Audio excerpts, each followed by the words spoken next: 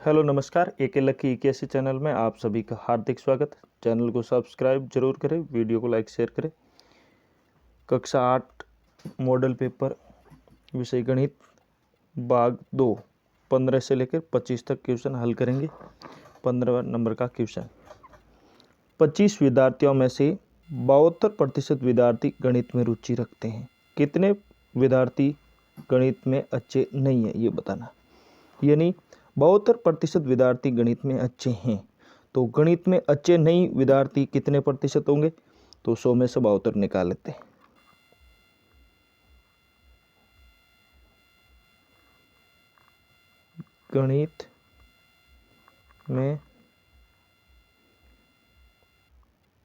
गणित में रुचि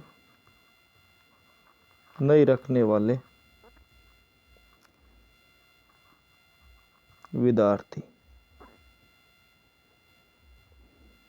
तो 100 माइनस 72, तो ये आ गया आपके 28% गणित में रुचि नहीं रखते। तो कुल 25 विद्यार्थी हैं, तो गणित में अच्छे नहीं है वो विद्यार्थी निकालेंगे। गणित में अच्छे नहीं वाले विद्यार्थी, तो 25 का 28% बटे 100, तो 25 में 25 का भाग एक बार, 25 का 100 में 25 का भाग 4 बार, 4 का भाग 4 एक बार, 4 का भाग 7 बार, 7 चौका 28, तो 7 विद्यार्थी हैं जो गणित विषय में अच्छे नहीं हैं, तो आंसर 7 विद्यार्थी। Next question. अब एक पासे को फेंका जाता है तो निम्नलिखित घटनाओं की प्रायिकता ज्ञात करनी। प्रायिकता इंपॉर्टेंट क्वेश्चन है, प्रायिकता वाले। तो एक पासे में 6 भाग होते हैं, 6 फलक होते हैं, तो इस पे काउंटिंग होती है 1 2 3 4 5 6 तक, उस पर अंकित होती है गिनती। इसमें से अब पूछा है कुल 6 परिणाम होते हैं। तो पूछा है क्वेश्चन नंबर 1 16वें का, एक अभाज्य संख्या। तो अभाज्य संख्या इसमें 2 और 3 और 5, अभाज्य संख्या ये 3 है, तो संभावित परिणाम अभाज्य संख्या के 3 है। तो अभाज्य संख्या हो तो उसकी प्रायिकता हो जाएगी 3/6, तो इसका उत्तर हो गया 3/6। अगला, एक अभाज्य संख्या नहीं हो, तो 3 अभाज्य संख्या थी, तो ये 1 5 1 और 4 और 6, 1 4 और 6, ये तीनों अभाज्य संख्या नहीं है, तो 3/6 अभाज्य संख्या नहीं हो उसकी प्रायिकता 3/6। 5 से बड़ी एक संख्या हो, इसकी प्रायिकता 5 से बड़ी एक संख्या 6 है, तो 1 ही है, तो 1/6। और 5 से बड़ी संख्या नहीं हो, 5 से बड़ी नहीं हो, 5 से बड़ी एक 6 ही नहीं है, बाकी सब 5 से छोटी है, 5 के बराबर या 5 से छोटी है, तो 5 संख्या, तो 5/6। 5 से बड़ी संख्या नहीं हो उसकी प्रायिकता 5/6, तो ये प्रायिकता वाला क्वेश्चन हो गया सॉल्व। आगे 17वां क्वेश्चन। 400 का वर्गमूल होगा, तो करते इसका 400, तो 400 में पहले 2 का भाग जाएगा, 2 का दिया 200 आया, फिर 2 का भाग दिया आया 100, फिर 2 का दिया आया 50, फिर 2 का दिया आया 25। अब 2 के बाद 3 का नहीं जाएगा, 4 का नहीं 5 का जाएगा। आप 5 का दिया, 5 का गया एक बार 5 25, फिर 5 का दिया गया एक बार। अब वर्गमूल है, तो वर्गमूल में 2 2 का जोड़ा बनेगा, 2 2 का, तो निकालते हैं। ये 1 2 का जोड़ा बन गया 2, फिर ये 2 का जोड़ा, फिर ये 1 5 का जोड़ा। अब इसको गुणा कर लो। 2 दूनी 4 गुणा 5, 5 चौक 20। तो ये 400 का वर्गमूल 20 होगा। तो आपका उत्तर 20 राइट है। 20 राइट। Question next 18वां। एक टेलीविज़न का मूल्य 13,000 रुपये है। तो टेलीविज़न का मूल्य 13,000 रुपये है और इस पर 12% की दर से बिक्री कर वसूला जाता और बिक्री कर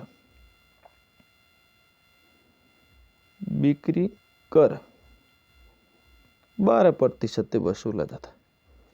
यदि विनोद इस टेलीविज़न को खरीदता है तो उसके द्वारा भुगतान की जाने वाली राशि यानी कर सहित बताना है। तो 13,000 का 12% बिक्री कर निकालते।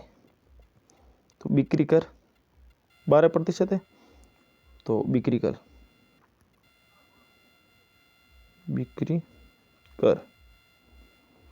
तो आपकी 13,000 गुणा 12%, 12/100। 2 जीरो से 2 जीरो कट गए। अब बच्चा 130 गुणा 12, 12 का 0 से गुणा 12, 12 12 12 चौक 12 36, 3 SL और 6 यहाँ 12 और 3 15। तो ये हो गए आपके 1,560। अब कुल तो उसके द्वारा भुगतान की जाने वाली राशि कुल राशि, तो कुल राशि है तो दोनों जुड़ जाएगा। 13,000 और बिक्री कर कितना है 1,560। तो 13,000 प्लस 1,560 जोड़ कर 0 6 5 3 1 4 1। तो कुल मूल्य आ गया 14,560 रुपये। 14,560 रुपये उसका कुल भुगतान करना पड़ेगा टेलीविज़न का। तो चलिए नेक्स्ट क्वेश्चन करते हैं। 19वां। एक घनाभ की विमाएँ 60 centimetre into 54 centimetre into 30 centimetre हैं।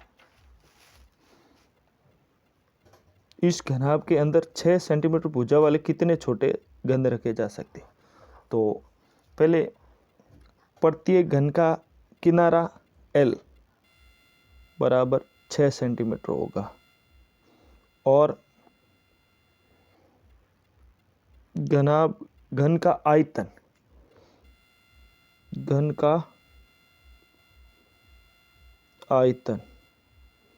L क्यूब होगा। तो घन का आयतन हो जाएगा 6 गुणा 6 गुणा 6। अब घनाभ का आयतन, तो घनाभ का आयतन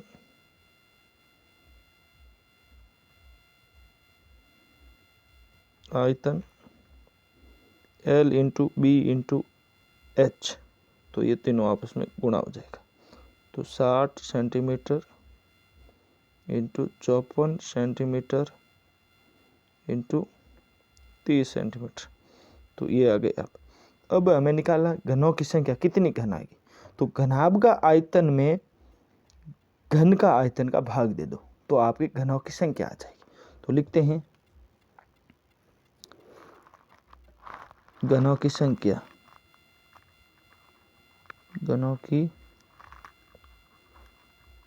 संख्या बराबर घनाभ का आयतन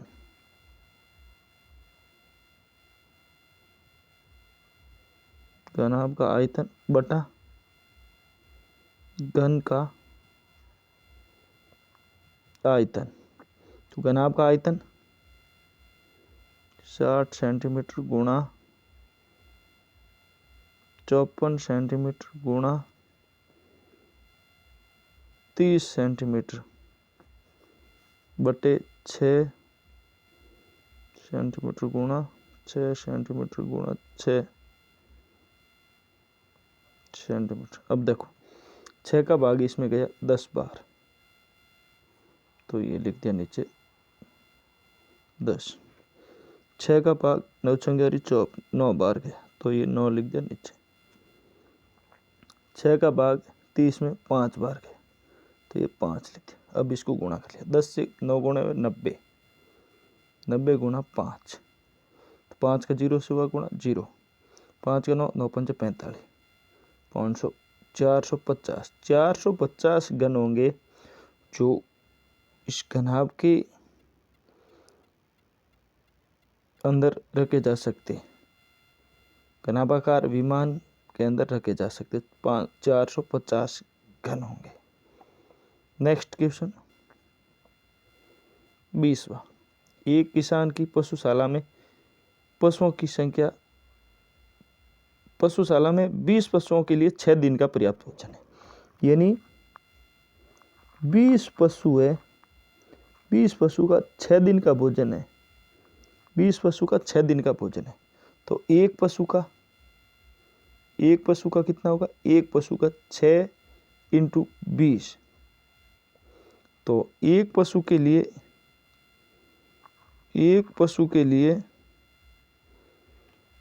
ये भोजन होगा आपके, गुणा कर दो 20 × 6, 120 दिन। 120 दिन एक पशु के लिए होता।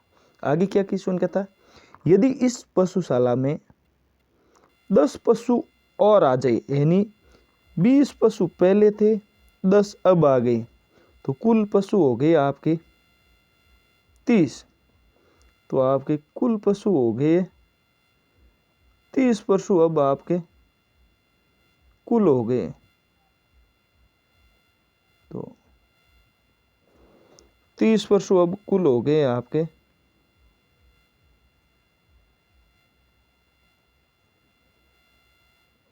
तो 30 पशुओं के लिए भोजन। अब एक पशु के लिए 120 दिन था, तो 30 पशुओं के लिए, 30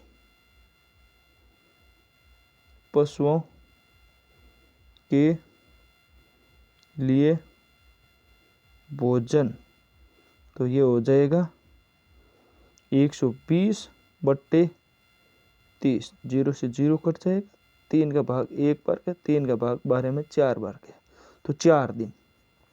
तो 30 पशुओं के लिए ये 4 दिन का भोजन होगा। 4 दिन तक आपका 30 पशु चरेंगे। नेक्स्ट क्वेश्चन, समीकरण 3 कोष्टक t - 3 कोष्टक बंद बराबर 5 कोष्टक 2t + 1 कोष्टक बंद को सरल रूप में बदलते हुए हल कीजिए और उत्तर की जांच भी करनी। तो समीकरण है आपके 3 कोष्टक t - 3 कोष्टक बंद बराबर 5 कोष्टक 2t + 1 कोष्टक बंद। अब इसको हल कर लेते, पहले इनसे गुणा कर लेते हैं। 3 का 30 से गुणा हुआ 3t - 3 3 9 बराबर 5 का 2t से गुणा हुआ 10t + 5 का 1 से गुणा हुआ 5। तो अब कोष्टक हल हो गया। अब देखो t वाले एक तरफ ले लेते हैं, तो ये इस तरफ ले लेते हैं, तो -9 इधर थे और प्लस के 5 है बराबर के उस तरफ है, पक्षांतरण करेंगे तो उसका चिन्ह चेंज हो गया, -9 हो जाए, -5 और -9। अब इस तरफ 10t थे, ये 3t बराबर के इस तरफ है, तो पक्षांतरण करेंगे चिन्ह चेंज हो जाएगा, 3 - t। 10 में से -3t गए तो 7t बचे, और -9 और -5 हो गए -14। अब t बराबर -14 बट्टे 7, 7 एकम 7, 7 दूनी 14, तो ये हो गया t बराबर -2, तो t बराबर -2। अब यदि इसकी जांच करनी है, t बराबर -2 आया, जांच तो इस समीकरण के अंदर मान रख दो। तो 3 कोष्टक टी की जगह -2 -3 कोष्टक बंद बराबर 5 कोष्टक 2 टी का मान -2 और प्लस का 1। अब इसको हल कर लेते हैं। 3 का ये कोष्टक के अंदर हल कर लेते हैं। -3 और -2 -5 गुणा -5 बराबर, ये कोष्टक के अंदर हल कर लेते। 5 2 गुणा -2 तो कोष्टक के अंदर हो गया -2 और ये हो गया प्लस का 2 दूनी 4 तो माइनस का ये 4 हो गया और ये हो गया प्लस का 1। अभी कोष्टक बचा है, इसको हल कर लेते। तो 3 गुणा -5 तो ये हो गया -15 बराबर, कोष्टक के अंदर वाला हल कर लेते। तो -4 में से +1 गया तो गुणे में बचा -3 -3 5 से गुणा किया तो -15 -15 बराबर -15। तो दोनों बराबर है तो जांच सत्यापित है आपकी, जांच सत्यापित। तो अगला नेक्स्ट क्वेश्चन, निम्नलिखित सूचनाओं को दर्शाने वाला एक पाई चार्ट खींचिए। ये सारणी व्यक्तियों के एक समूह द्वारा पसंद किए जाने वाले रंगों को दर्शाती है। तो इसमें सारणी दे रखी है, एक तो रंग दे रखे हैं नीला, हरा, लाल, पीला, योग, फिर योग इनका। तो कुल योग हो रहा इसका 36। संपूर्ण का भाग, पूरे का भाग नीला पूरे का भाग होगा 18/36 18/36 यानी नीला वाला होगा आपके 1/2 या 18/36 गुणा 18/36 गुणा केंद्रीय कोण निकालने के लिए आपको 360 से गुणा करना होगा, 360 से। तो 36 का भाग 1, 36 का गया 10 बार, तो 18 × 10 हो गया आपके 180। तो 180 डिग्री हो गया आपका नीले का आ जाएगा, नीले का केंद्रीय कोण 180 डिग्री आ जाएगा। आगे नेक्स्ट आ जाएगा आपका हरा है आपका 9 व्यक्ति हरा कलर के लिए, तो 9 कुल का 9 तो 9 हरा, हरे का केंद्रीय कोण ज्ञात करते, हरा बराबर हरे है 9/36 गुणा 360, 360 का गया 360 में 36 का गया 10 बार, 36 में 36 का 1 बार, ये 9 और 10, तो हरा आ जाएगा 90 डिग्री। हरा का केंद्रीय कोण आ जाएगा 90 डिग्री। तो इसी प्रकार लाल का केंद्रीय कोण आ जाएगा आपके 6/36 गुणा 360 डिग्री, 36 का 1 बार, 36 का 10 बार, तो ये आ गया लाल का केंद्रीय कोण 60 डिग्री। अब आपका पीला बचा है, पीला का केंद्रीय कोण निकालते हैं। पीला 3 है, संपूर्ण भाग 3/36 गुणा केंद्रीय कोण 360 डिग्री से गुणा, तो 36 में 1 बार, 360 में 36 का 10 बार, 10 को 3 से गुणा 30 डिग्री, तो ये आ गया पीला का केंद्रीय कोण। अब इनका केंद्रीय कोण आ गया है, अब हम पाई चार्ट बनाते हैं।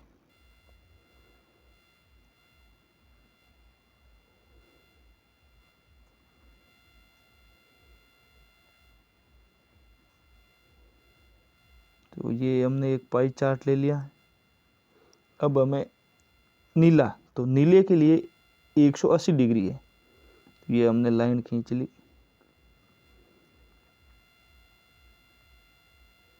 और तो ये इस तरफ का भाग है वो हो जाएगा नीला। अब है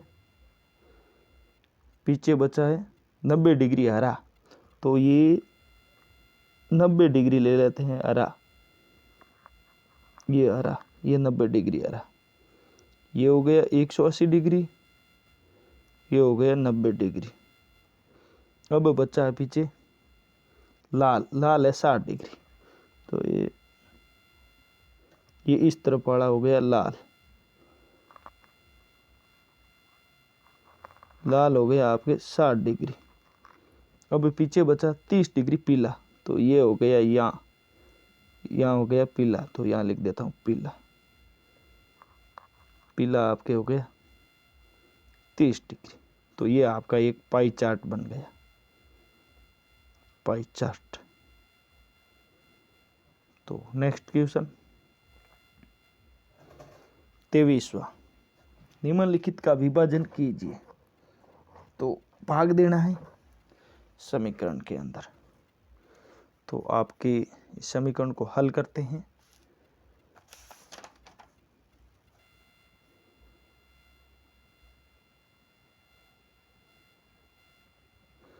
निम्नलिखित का विभाजन कीजिए। तो 23वें का पहला सवाल है,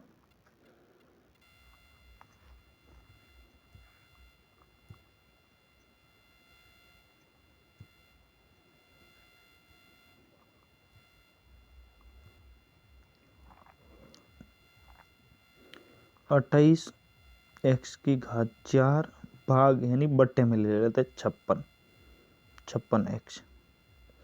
तो एक एक्स से 4 एक्स में से एक एक्स गया, तो एक्स की घात 3 बची पीछे। 28 से का 28, 28 दूना 56, तो 1/2 एक्स की घात 3 बची। ये 23वें का पहला है। अब 23वें का दूसरा, 23वें का दूसरा यहाँ करते हैं दूसरा। तो 5x माइनस 6x बट्टे 3x। तो अब इसमें ऊपर में से दोनों में से कॉमन ले लेते हैं। तो इसमें कॉमन आता x दोनों में, तो x कॉमन ले लिया, कोष्टक 5 माइनस 6 बट्टे 3x। तो x से x कट गया,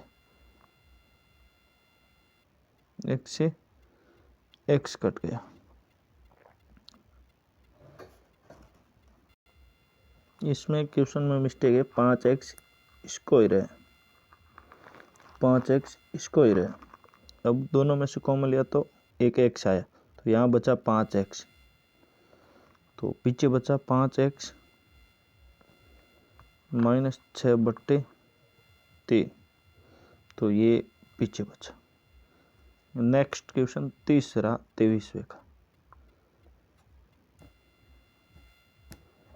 23वें का तीसरा, x square plus 2x square plus 3x बट्टा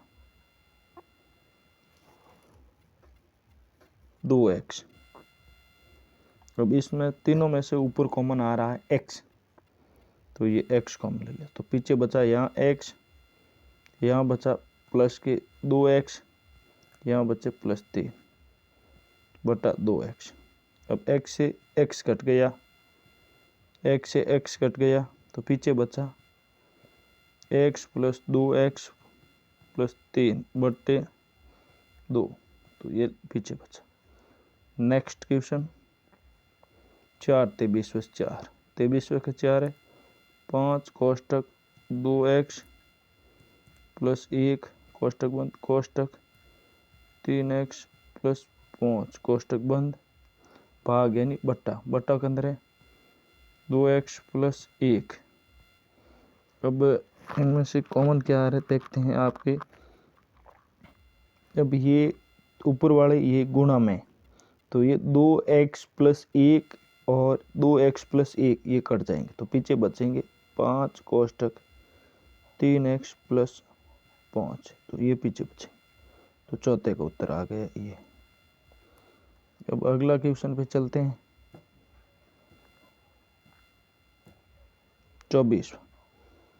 24वां क्वेश्चन है आगे।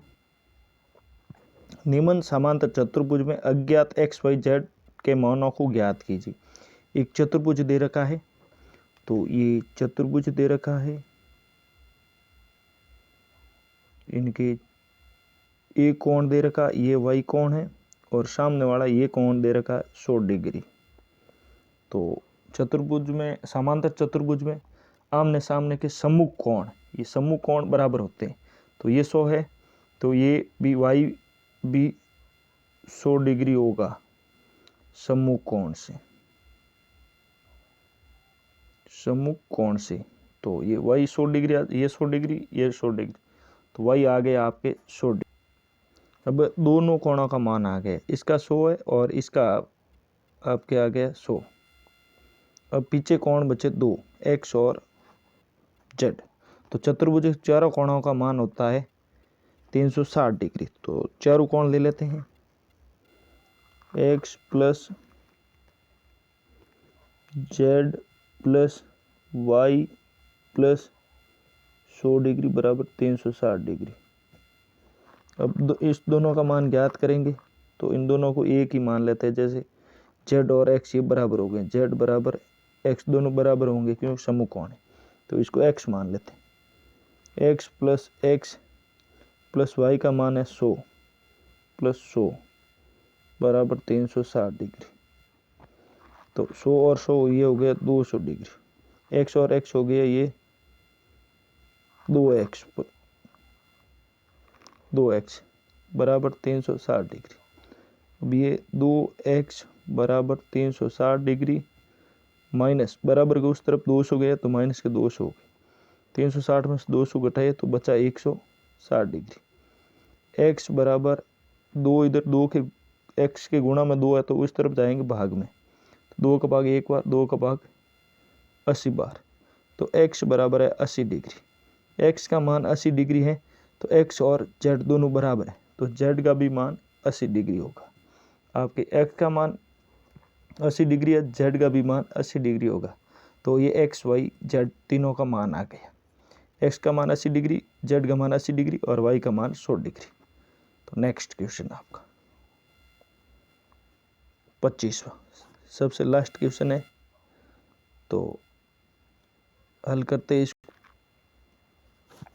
तो आपका क्वेश्चन दे रखा है तो क्वेश्चन दे रखा है, एक डाकिया किसी नगर के पास स्थित एक उपनगर में एक व्यापारी को पार्सल पहुंचने के लिए साइकिल पर जाता है। विभिन्न समय पर नगर से उसकी दूरी निम्न आलेख द्वारा दर्शाई गई है। तो ये एक आलेख दिया गया है, ये वाला, इसे हम पता करेंगे। नीचे दिए गए क्वेश्चनों को हल करें। नीचे दिया गया पहला क्वेश्चन है, एक्स अक्ष पर समय दर्शाने के लिए क्या पैमाना लिया गया। ये एक्स अक्ष पर 4 बड़े खाने, 1 2 3 4, 4 बड़े खाने बराबर 1 घंटा लिया गया। तो पहले का उत्तर आपका होगा एक्स अक्ष पर पैमाना, एक्स अक्ष पर पैमाना 4 बड़े खाने बराबर 1 घंटा। दूसरा क्वेश्चन है आपके, उसने पूरी यात्रा के लिए कितना समय लिया, पूरी यात्रा के लिए। तो ये 1 घंटा, 8 बजे शुरू हुआ था, 11:30 तक आ गया, तो 1 2 3 3.5 घंटे। तो उसने पूरी यात्रा 3.5 घंटे में की, 3 से 1/2 घंटे में पूरी की उसने पूरी यात्रा। तीसरा क्वेश्चन इसका, व्यापारी के स्थान की नगर से दूरी कुल कितनी दूरी थी।